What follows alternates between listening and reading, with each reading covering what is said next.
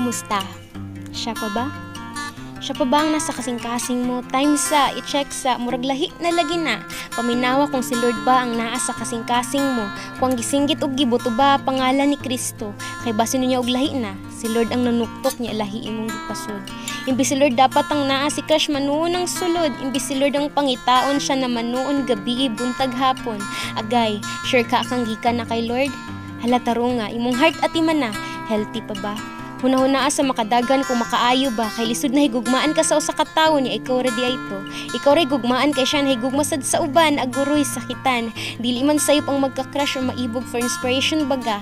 Apan kung lahi na imong nabati ayo nagdugaya pa, ug giampo kung kana pamuhat ba ni Lord kung imong gibati gikan ba kaniya kay basin og dili na. Aron dili ka masakitan unaha sa higugma si Lord kay kung plano niya na magkamo kana matuman ug iya nang ihatag sa sakto nga panahon. Ayo lang pagdali ayo panguni ang Dios. Kung gusto kag walay sukod nga gugma og tiunay, si Lord pilia, promise dili kayud ka magmahay.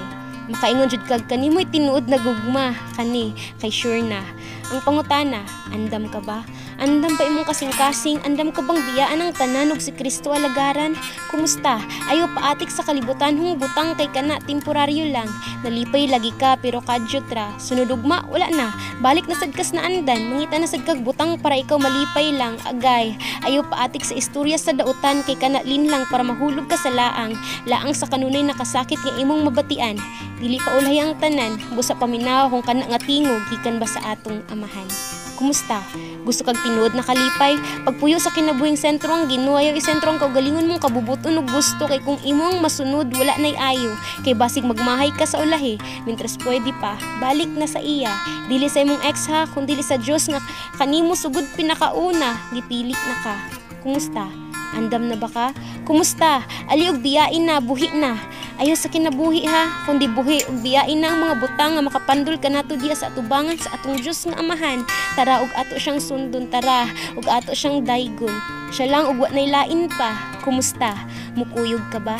Ayaw na pagduwa-duwa pa sama sa pagpili nimo sa iya. Dapat pag-abot kay Lord, siya na. Ayaw na pagduha-duha pa o kinabuhi mo isalig sa Diyos. Kay siya ra ang may gahom sa tanan. Siya lang ang may katungod sa kinabuhi ta. Promise pa, dili gayud ka mabalaka pa kung ihatag nimo tanan sa iya. Dili sa imong uyab or sa imong crush ha. Kay dili pa ka sure kung magkamudjod. Si Lord dapat ha. Kay Lord,